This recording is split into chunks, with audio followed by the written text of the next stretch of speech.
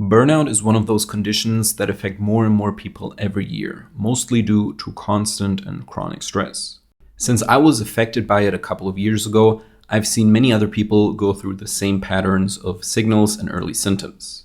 So in this video, I want to go over the warning signs your body sends you before it completely shuts down, talk about how to correctly spot them and interpret them, and how to get better if you're close to burning out or even are already burned out. Okay, before we get started, one important disclaimer. Burnout is a very complex condition, and it has both psychological as well as physical symptoms. I'm not a medical professional, so all the information in this video is for educational purposes only, and I will just share my own personal experience with it. This is not a substitute for professional help. With that being said, let's start with the first and probably the most important symptom that you will notice before burning out. It's exhaustion. This one should be obvious because burnout is defined as a syndrome resulting from chronic stress, usually work-related, that has not been successfully managed. The key word here is chronic, so chronic stress, chronic exhaustion, and chronic fatigue. What chronic fatigue means is that it doesn't go away with rest, no matter how long you rest or how long you recover. What's interesting is that in many people, when they eventually burn out, this fatigue and exhaustion become very intense from one day to the next. This was definitely the case for me, and even though I don't want to scare you, increasing fatigue is definitely the most important warning sign to watch out for. I remember that back then I thought that my fatigue and exhaustion were just the result of my stressful lifestyle, and I thought that once things got back to normal again, I would also recover. Obviously, this didn't happen, and my body was sending me some very strong signals to dial it down. The next thing you want to watch out for is relying too much on stimulants. Unfortunately, in our modern society, almost everyone relies on stimulants to some degree. Obvious stimulants are things like caffeine from coffee or energy drinks, but there are also hidden stimulants, like work or even exercise. All of these get you going and make you feel good in the moment, but they can really mask the latent and chronic fatigue that I just talked about. A good way to gauge your reliance on stimulants is to sit down and try to be with yourself for 10 to 20 minutes. For example, you can use this time to meditate or just be quiet and with your own thoughts. If this is very hard for you to the point where it feels annoying, you are probably overstimulated and need constant distraction. A similar thing is feeling tired but wired all the time. So for example, at night, even when you rest and lay in bed, you have problems falling asleep and turning off your thoughts. A third symptom that I noticed increasingly before eventually burning out was my low stress tolerance. And these were really any stressors, stuff that didn't used to bother me. It suddenly did bother me a lot and caused me to overreact. This actually led me to unconsciously structure my day with the main goal being to reduce my stress, especially my social stress. I would meet fewer people and think about social events only in terms of the stress that I would need to recover from afterwards. Okay, the symptoms we talked about so far are fairly obvious, but I now also want to talk about two more symptoms that are not as obvious, and they relate to how your body reacts to the constant stress. The first is a cold body temperature.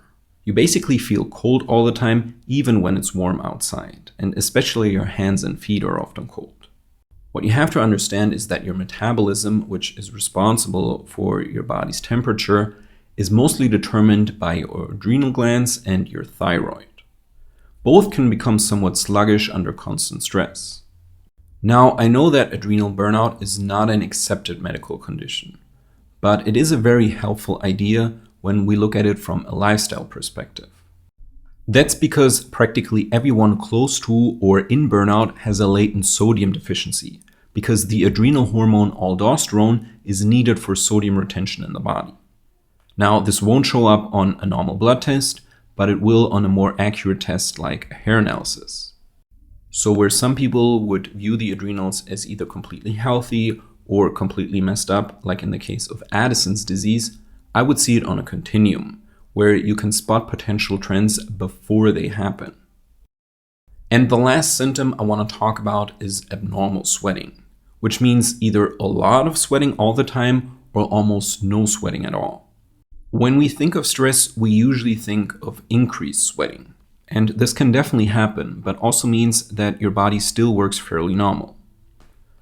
A worse sign is limited or no sweating, and I had this even when I was exercising.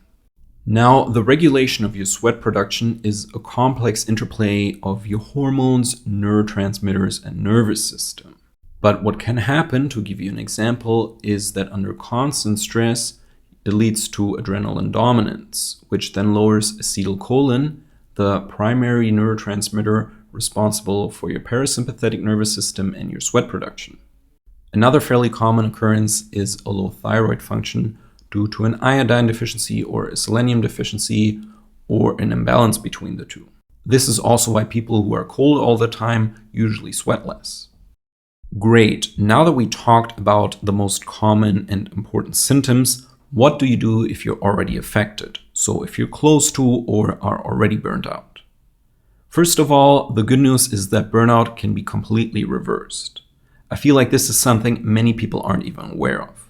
Obviously, you always want to work with a medical professional, but from a lifestyle perspective, there are a few things you can do. The first and probably the most important thing is to reestablish nervous system health. And here we're talking mostly about your autonomic nervous system, which is the one you can't control directly. It is divided into your sympathetic and parasympathetic nervous system. The sympathetic nervous system is like a gas pedal of a car. It gets you going, ready to act, and ready to react to any type of danger. The parasympathetic nervous system is like the brake for a car.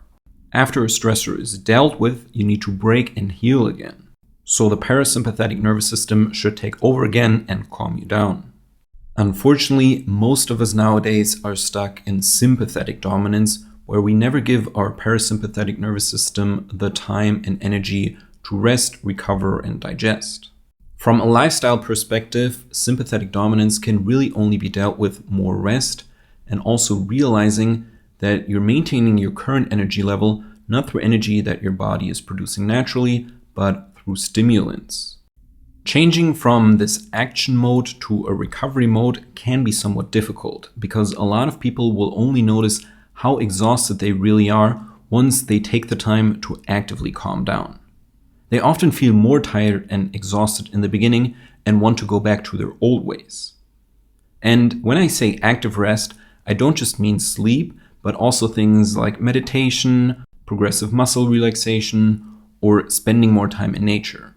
Really, whatever you prefer to calm down your body and mind. The second thing, besides getting more rest, is also fixing your nutrient deficiencies and imbalances. If you're burned out or have chronic fatigue, you definitely have them, I can promise you. You are probably low in calming nutrients and also have an overload of stimulating nutrients. But this topic can get fairly complex, so I will link guides on how to test and fix nutrient deficiencies correctly for you to check out later. To wrap up, I hope this video gave you a few pointers on how to get started, and I also wish you all the best if you're affected.